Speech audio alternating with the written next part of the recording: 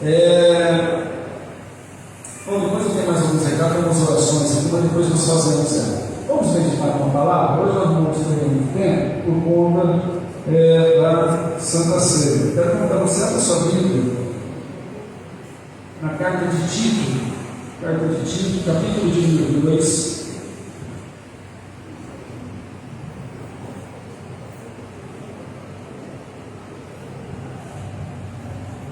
Glória a Deus, aleluia.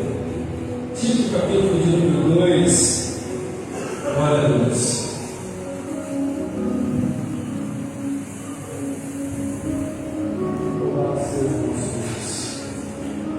Queremos receber você que está aí na live, conosco. Deus abençoe a sua vida. Seja bem-vindo ao culto da comunidade que está ressuscitado. Irmão, se você não tem carro e não tem ainda o adesivo da comunidade, fala com a gente. Tem adesivo aí para você? Não? Fala com a gente que eu quero te arrumar um adesivo da comunidade que você vai colar no seu carro, na sua moto.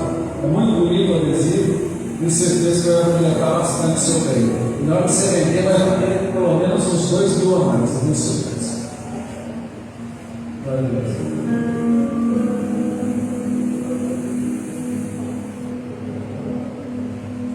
Aleluia. Glória a Deus.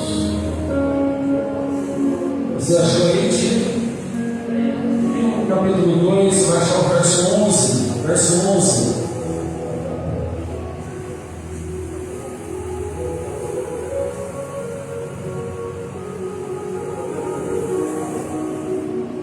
Aleluia. Irmãos, eu quero antes de tudo me alegrar. Nós conseguimos o computador para a igreja, amém?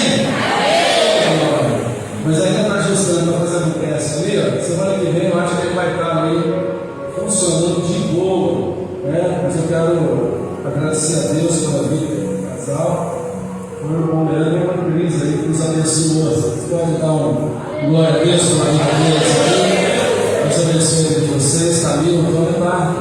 E a vida é melhor do que pedimos, né? Ainda veio um computador físico, tem muito mais recursos para nós, no de mundo. E eu louvo a Deus pela essa conquista aí para a nossa igreja. Amados, vamos para a palavra do Senhor?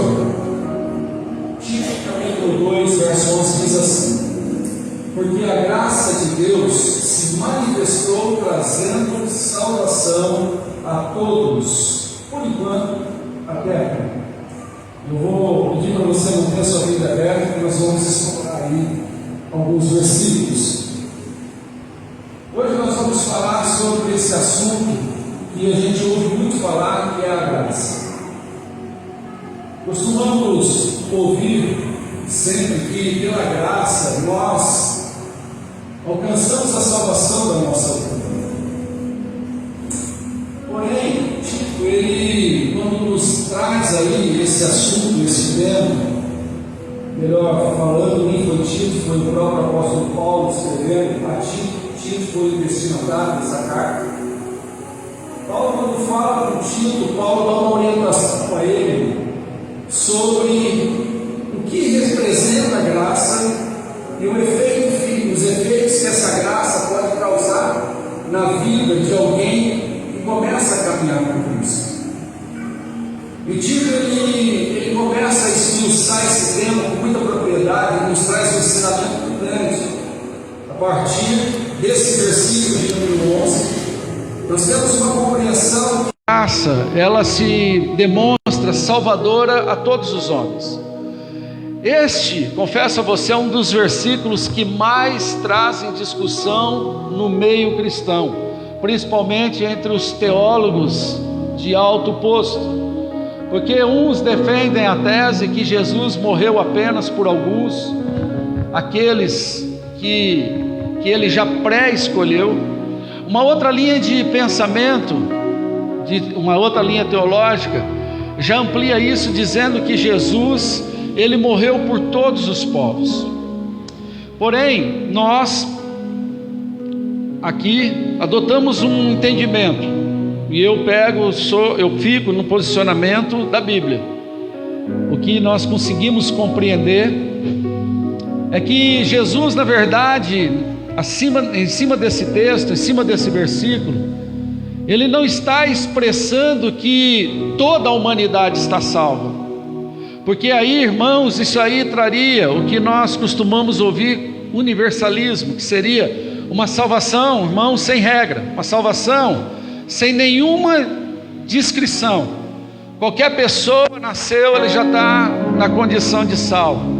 Mas a bem da verdade, o que esse texto nos fala é que a salvação, ela é oferecida a todos os homens. A salvação, ela foi dada a todas as pessoas. Isso independente de etnia, classe social, independente de posição, que opção que a pessoa tem em sua vida. A salvação, ela é dada a todo aquele que busca um encontro e vivenciar esse relacionamento com Deus, através do seu Filho Jesus Cristo. E vemos, irmãos, dentro desse assunto, que a graça, independente se um crê de uma maneira ou se outro crê de outra maneira, ela cria um certo reflexo na nossa vida, ela cria um efeito na nossa vida. E essa graça é a maneira, irmãos, que Deus demonstra para nós que Ele usa de misericórdia com a sua criatura. Pela graça nós fomos salvos, isso que? Mediante a fé, diz lá em Efésios capítulo 2, verso 8.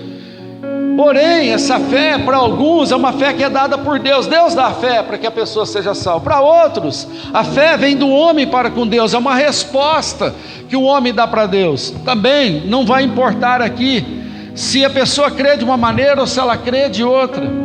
O que importa é a sequência desse versículo que diz que isso não vem de nenhum de nós, isso é um dom de Deus na nossa vida.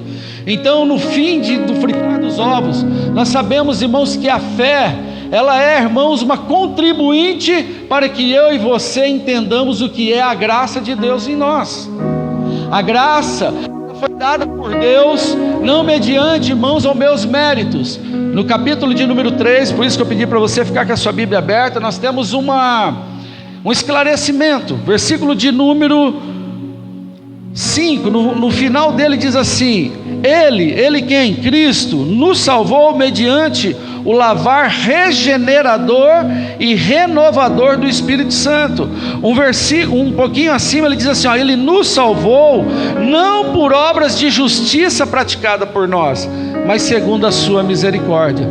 Então nós entendemos que a salvação, ela é algo que é promovida por Deus. O homem não tem capacidade nenhuma de buscar a sua salvação. É algo que é um mérito de Deus para nós, é a vontade de Deus para nós. E essa graça que agora é demonstrada, ela produz em nós, irmãos, algumas responsabilidades. E nós, a partir do momento que temos um encontro impactante com essa graça, nós somos levados a viver de uma maneira diferenciada.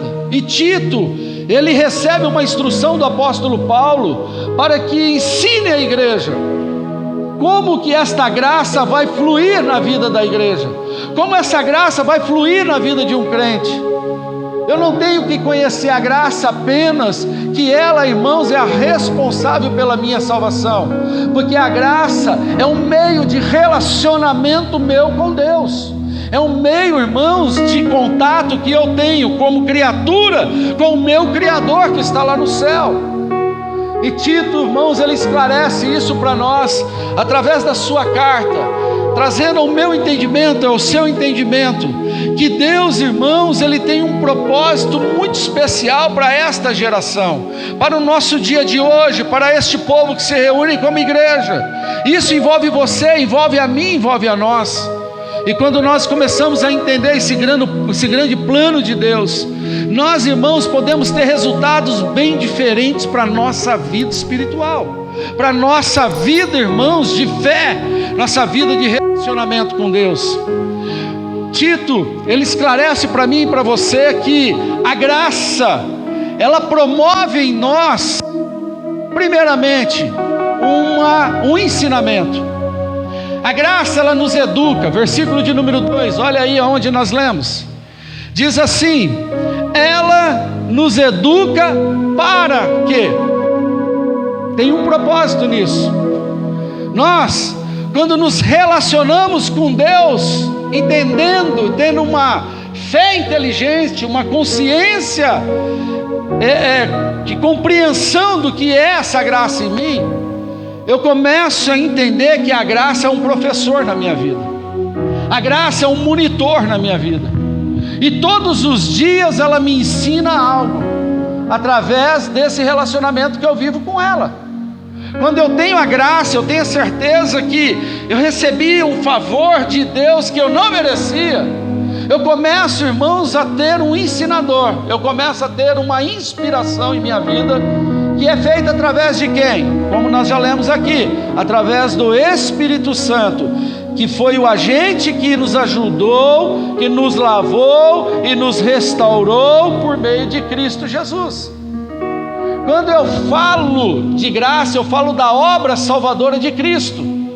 Porém, essa obra salvadora, ela começa, irmãos, a me dar indicações de mudança. Por isso que nós, irmãos, não podemos dizer que uma pessoa, a partir do momento que ela tem um encontro real com Cristo, ela tem esse ato de conversão, que em outras palavras é o impacto da graça na vida dela, ela não muda nada. Não tem como. Tem que mudar.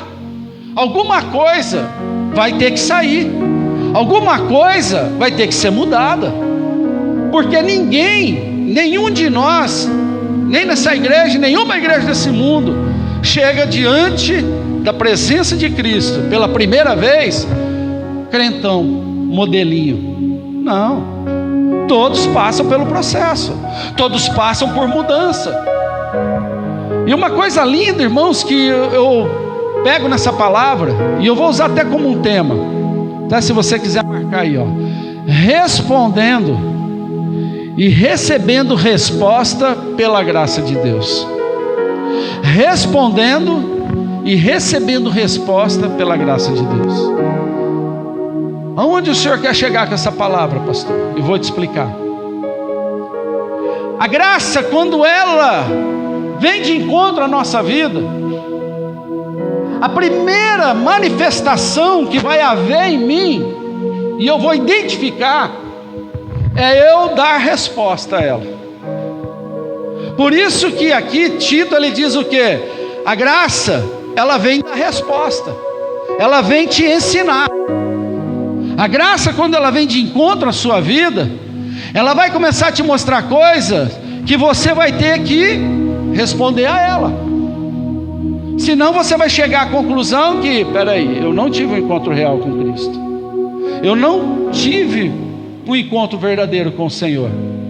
Porque, irmãos, não se iludam, igreja cheia não é igreja de crente salvo.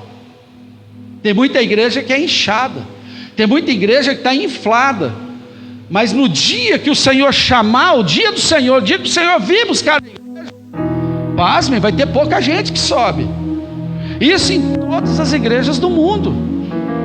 Porque Cristo, ele se revelou para quem? Para a verdadeira igreja, que está dentro da igreja. Então, dentro de um público como esse, pode haver alguns de nós que vai ficar aqui no dia do chamado do Senhor.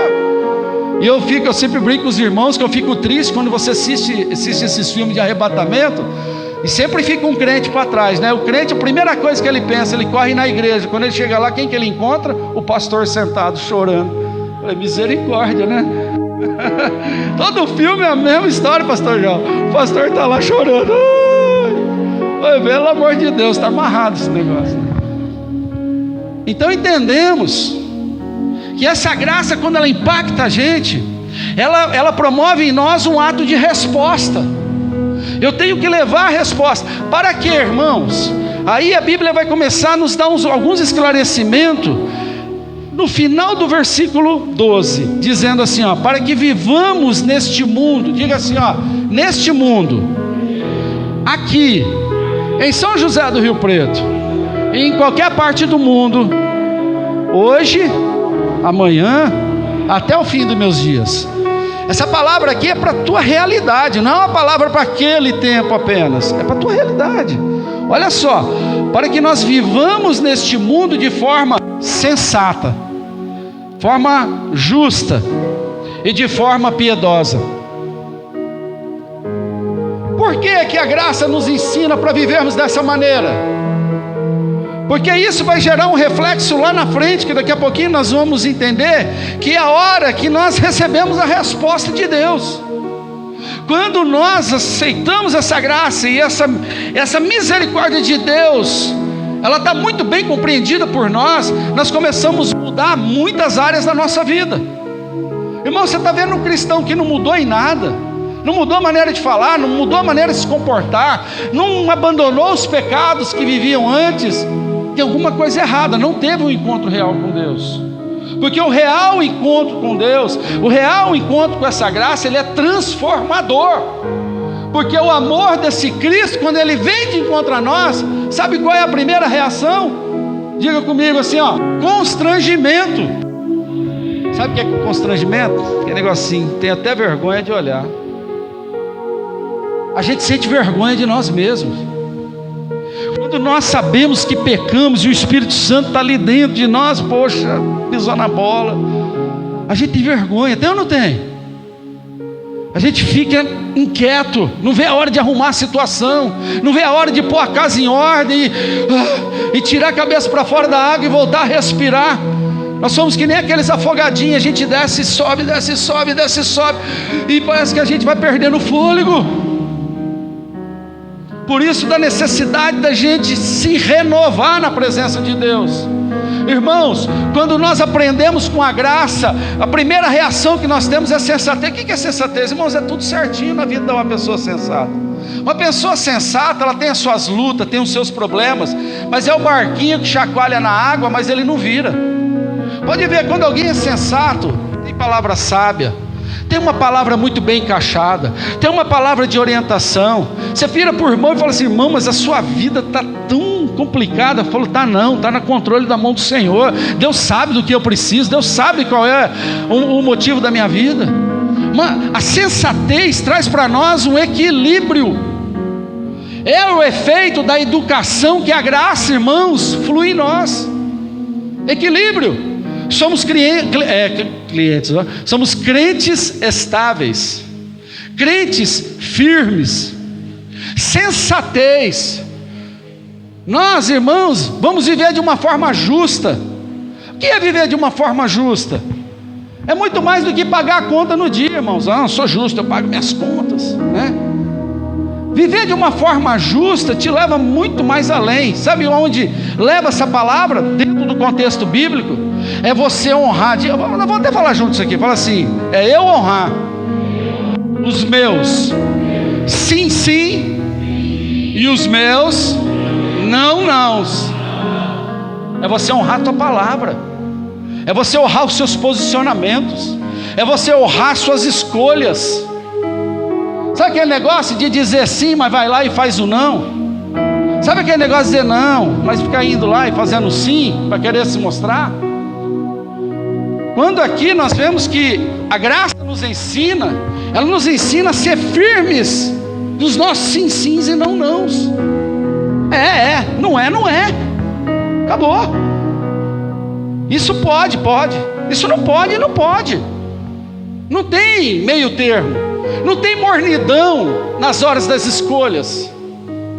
É um efeito único. Uma projeção para que a gente viva honrando os nossos sim, sims e os nossos não, nãos. Quando eu entendo que essa graça ela foi salvadora na minha vida, e essa graça ela tem um resultado, porque eu vi a oportunidade e abracei ela, eu aprendo a viver o que é ter uma palavra firme na presença do Senhor. Eu não fico duvidando nas minhas decisões, eu não fico inconstante nos meus sentimentos, eu não fico, irmãos, oscilante nas minhas escolhas. Ora estou quente, ora estou frio, ora estou alegre, ora estou triste. Eu fico naquele vai e vem. É o que a gente chama do crente roda gigante, né? Em cima e embaixo, em cima e embaixo, em cima e embaixo. Paulo, falando através de Tito, estava dizendo: olha, a graça é coisa boa, boa. É maravilhoso você ter esse relacionamento com a graça? É. Só que para você viver de uma maneira sensata, de uma maneira justa, cara, vai te custar algumas coisas. Precisa ter umas renúncias, precisa ter umas decisões. E ainda Paulo completa aqui, irmãos, esse assunto dizendo que a gente vai vivamos de uma maneira piedosa. Eu já falei sobre piedade. Piedade, irmãos, não é ter dó de ninguém. Piedade não é ter compaixão de ninguém. No contexto bíblico, originalmente falando, piedade, irmãos, é ter fé, é ter devoção a Deus. Quando você ler, você vai ver isso muito no livro de Timóteo, de Tito, fala muito sobre piedade, está falando no conceito de você ter uma vida devota. Quando a graça me ensina como que eu vivo uma vida devota para Deus, eu tenho vida de oração, eu tenho vida de consagração, eu tenho uma vida de fé, eu tenho uma vida de esperança, eu tenho uma vida de convicção. Você olha para esse crente, você consegue enxergar tudo isso nele. Quando você quer, irmãos, olhar e aprender com alguém o que é ter uma vida cheia da graça de Deus, é quando essa pessoa tem uma vida cheia de piedade, tem vida no altar de Deus, vida consagrada. E isso vai além, diga comigo se isso vai além. Isso vai além. Eu tenho que estar todos os dias na igreja. Isso vai muito mais além que isso.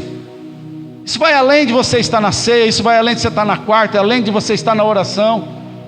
Que isso faz parte, isso é dado por Deus como um presente na nossa vida, para que a gente não enfraqueça. Porque você, irmãos, é um ser humano com uma bateria. Você muitas vezes anda uma semana com ela carregada, mas quando vai chegando no finalzinho, irmão, você está precisando de socorro. E sabe qual é o pior vilão nesse momento? É o nosso orgulho, a gente achar que não precisa de Deus.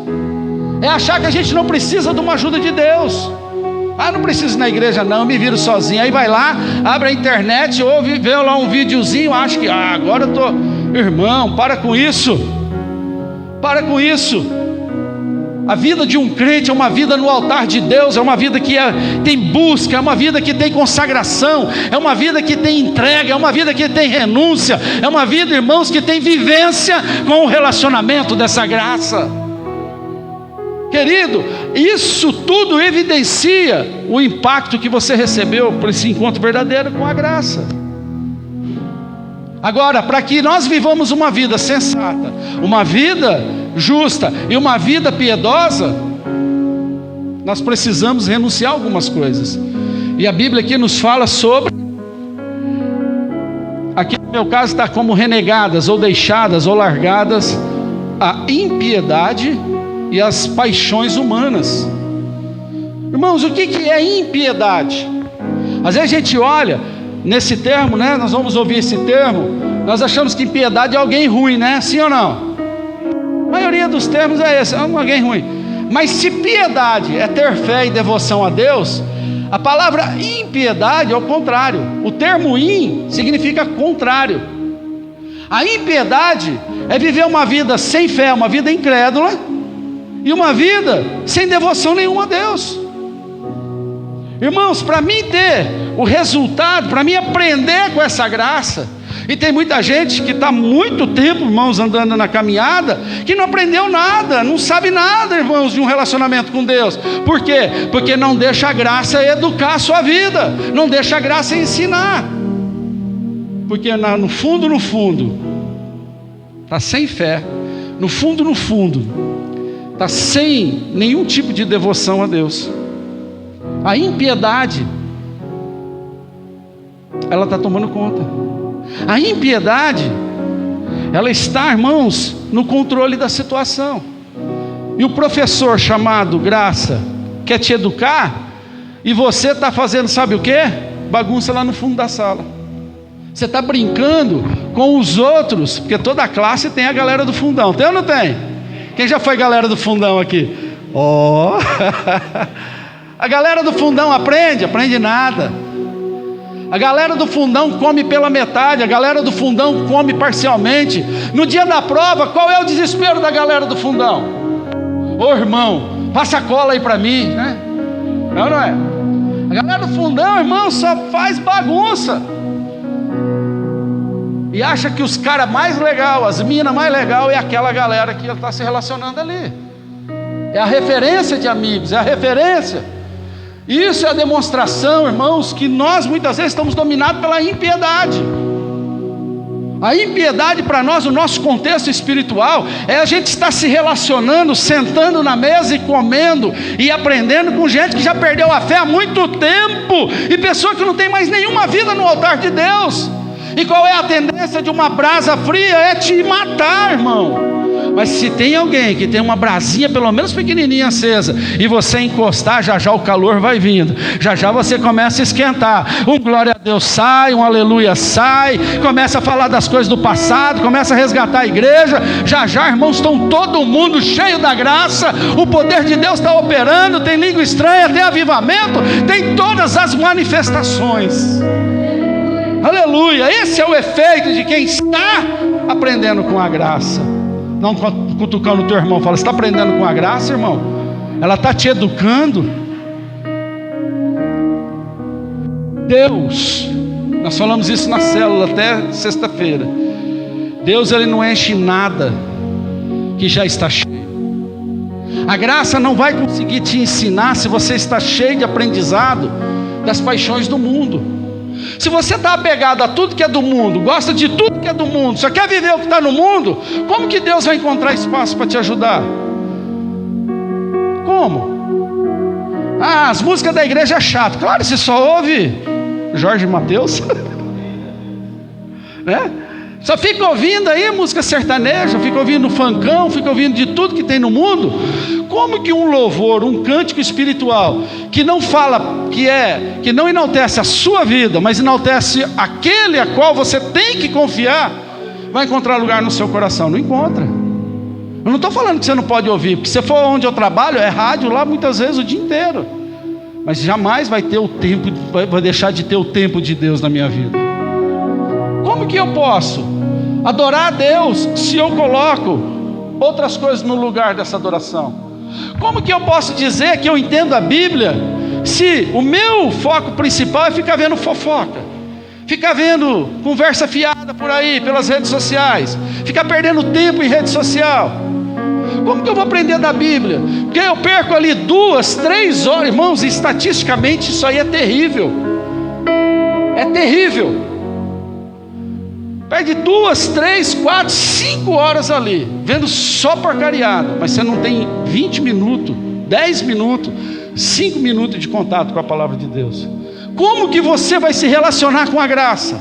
Como que você vai ver essa graça ter poder sobre a sua vida e na sua casa, no seu trabalho, na sua vida espiritual e no seu ministério? Não dá efeito, não tem liga. Porque a Bíblia nos fala que o Espírito Santo, na hora que precisa, Ele nos faz lembrar de coisas que estão em nós. Quando Ele vai nos visitar, Ele abre o baú, que reserva que Ele encontra lá dentro? Que reserva? O que Ele encontra dentro da nossa vida? E na hora que você precisa evangelizar alguém, você não tem o que falar. Na hora que você tem que combater uma heresia, você está refutando, você não sabe nem o que fala. Não tem como. Por quê? Porque na verdade paramos de aprender com a graça. Então nós temos que nos esvaziar de toda a impiedade, tirar de nós toda a frieza. Diga assim, ó, tenho que tirar toda a frieza, toda a falta de fé, e me devotar mais a Deus. Irmãos, esse é o caminho para você aprender com essa graça, que vai te projetar a ter uma resposta de Deus. Sabe por que Deus não responde para muitos de nós? Porque nós não queremos passar pelo processo de dar resposta. Pega essa lá, pastor. Nós não queremos passar pelo processo.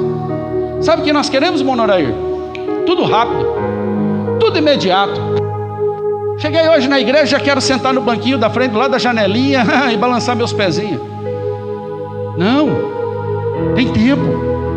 Você é como uma fruta, tem que ser maturada essa fruta. Tem um tempo de amadurecimento para tudo. Para tudo. Até aquele que acha que está pronto, tem tempo de amadurecimento para a vida dele. Você já comeu uma maçã? Já foi assim no mercado, pegou aquelas maçãzonas vermelhas, aquelas bonitonas assim, e mordeu e não tem sabor nenhum? Só tem aparência?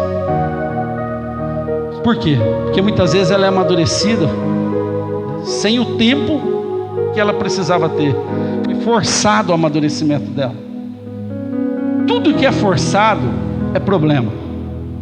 Não vai dar certo. Vai ter desgaste, vai ter decepções, vai ter vida útil menor. Tudo. Casamento forçado, não, vida útil curta. Pega um profissional que é contratado para ser o faxineiro e fala assim: agora você vai ser o porteiro. Força ele naquela posição, vai dar uma briga já com alguém. Forçado. Tudo que é forçado tem uma vida útil pequena. É um princípio tanto para a nossa vida cotidiana como também para a nossa vida espiritual. Aqui Paulo nos ensina através de Tito que essa graça ela pode ser, irmãos, um efeito estrondoso, extraordinário e grandioso na nossa vida, a partir do momento em que eu me disponho a viver o aprendizado e começar a gerar resposta. Eu lembro de um jovem que um dia falou assim: pastor, eu tenho tanta vontade de pregar, e eu tinha um ponto de pregação no meio de uma chácara, pouquinha gente. Eu falei: então vamos conosco para lá, você leva uma palavra? Não, misericórdia. Foi bom, primeira vez assustei o garoto, né? Passou uns dias, chamei de novo, não, misericórdia. Isso aí foi uma segunda, uma terceira, uma quarta, passou o tempo e nada. Falei: irmão, como que você vai ser um grande pregador se você não tem coragem de encarar meia dúzia de pessoas? Por quê? Porque vai esperar um anjo do céu vir instalar o dedo e falar: agora tu és o pregador. Isso não vai acontecer. Você tem que começar a dar, ainda que suas respostas não sejam as melhores, ainda que a sua resposta não seja, irmãos, tão grandiosas, mas geram resultado. Fala para alguém que está perto de você, fala assim: começa a gerar qualquer resultado acerca daquilo que Deus tem posto na tua mão, para você ver. Já já você está fazendo cada vez melhor, e ninguém te segura. Resposta. Aleluia. A graça de Deus, ela cobra de nós, primeiramente, resposta. É por isso que eu fico muito feliz de ver quando uma pessoa se converte, logo ela começa a mudar os seus hábitos, né? Para de falar palavrão, para de ver certos programas, muda suas vestes, muda o cabelo. Irmãos, isso aí não é a igreja que doutrina ninguém, é isso. Isso é um efeito da graça, né? Eu tento mudar meu cabelo, mas tá ficando ralo, já não tá dando mais, né? É isso que vai gerando em nós. É muito comum a pessoa ela começar a dar resposta acerca daquilo que ela aprende, porque ela vai ouvir na Bíblia o quê? Que o crente ele tem que ter ordem e decência. Ele vai ouvir aqui na Bíblia que o crente tem que dar exemplo, ele tem que ser exemplo de fiéis, ele tem que ser alguém que vai ser, irmãos, referência para alguém. E começa a mudar os seus comportamentos. Tito ainda vai nos ensinando na sequência. Tudo isso é para que lá na frente nós venhamos a ser o quê? Um povo selecionado para Deus. Sabe o que Deus está fazendo numa noite como essa? Ele está olhando para cada um de nós aqui, ó. E Ele está selecionando a igreja verdadeira. Você é a igreja verdadeira? Pode ser que sim, pode ser que não. Será que eu sou a igreja verdadeira? E nós temos que aprender uma coisa sobre a salvação. Quando você aceita Jesus e crê em Jesus, você recebe já, irmãos, o seu prêmio da salvação. Agora a sua luta não é para você ganhar o céu. A sua luta não é um ato de meritocracia. Eu vou agir direitinho aqui para mim poder ganhar o céu. Não. A sua luta a partir de agora não é para ganhar nada, mas é para não perder aquilo que você ganhou. Esse é o caminho do cristão, você não perder aquilo que você ganhou. Ah, pastor, eu perco a salvação? Não sei. Timóteo diz que alguns nos últimos dias apostatarão da sua fé. Para uma pessoa apostatar, sair da posição, ela abandonar a sua posição, ela tem que estar ocupando essa posição. A Bíblia diz que aquele que blasfemar contra o Espírito Santo não terá salvação. Será que dentro da igreja não terá ninguém que vai blasfemar contra o Espírito Santo? E aí? Será que perde? Perde. Eu ainda acredito que perde. Eu ainda sou convicto que perde. Os últimos dias vão se tornar cada vez mais difíceis. E haverão pessoas que se aproximarão de vocês com tanta impiedade e com tanta paixão mundana, que tentarão, irmãos, ensurdecer você para ouvir o seu professor chamado graça. O Espírito Santo vai bater. Deixa eu entrar, e não vai conseguir. O Espírito Santo vai bater. Deixa eu entrar, e não vai conseguir. E você vai estar dentro da igreja, você vai estar andando com irmãos, mas muitas vezes vai estar com os ouvidos tapados, vai estar com a mente cauterizada, vai estar com os olhos bloqueados. Aleluia. Mas ainda há tempo, ainda há esperança, porque o Espírito Santo ainda está na terra, a igreja ainda está na terra, e eu creio que isso pode mudar, isso pode nos salvar. Agora nós entramos na fase, irmãos, de receber resposta. Tudo isso Deus está fazendo porque Ele está separando um povo, Ele está separando a sua igreja. E a Bíblia nos fala, irmãos, lá embaixo, no versículo 14, que Ele veio purificar para si um povo exclusivamente seu, dedicado à prática das boas obras. Em outras traduções está assim, um povo especial, zeloso e de boas obras. A graça em nós, irmãos, vai criar uma seletividade, vai nos tirar, irmãos, para aquele lugar que o Senhor está reservando para os santos. E no dia que Ele disser, bem-vindos, né? Bem-vindos os filhos do meu Pai, Ele vai estar lá na porta, recebendo cada um de nós para a honra e glória do Senhor. Aleluia. Paulo aqui nos diz, através de Tito, verso 14, Ele deu a si mesmo por nós, a fim de nos remir. A primeira parte dessa palavra diz que nós damos a resposta. Agora Deus, quando Ele enxerga que você está aprendendo, você está fazendo as coisas, está tentando não errar, está tentando ser sensato, está tentando ser justo, está tentando ser piedoso, ainda que com muita dificuldade, mas você está buscando aprender com a graça, o Senhor Ele vai te redimir, ou melhor, o Senhor vai te remir. Muitas vezes quando lemos rapidamente essa palavra, nós pensamos que remissão é perdão dos pecados. Melhor, remir é perdão dos pecados. Lemos uma palavra que começa assim, pois o Senhor vai remir a igreja. E o termo remir não é isso. O termo remir é libertar.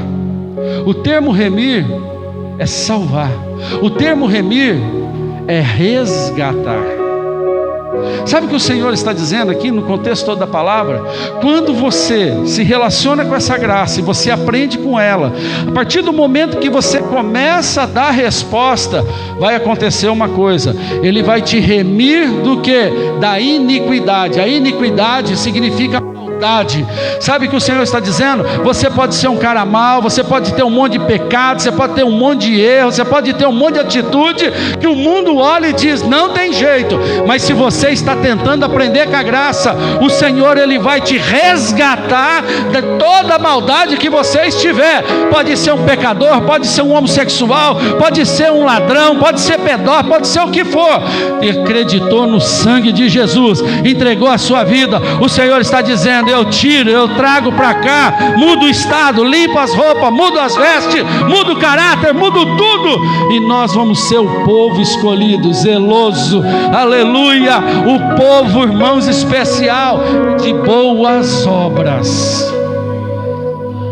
Mas precisa aprender, precisa se matricular na escola, precisa estar na disposição de aprender.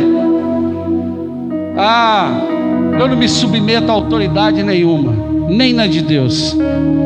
Então, querido, eu quero dizer que você não vai conseguir estar no meio desse povo especial, que vai ser um povo exclusivo para Deus. Se coloque de pé.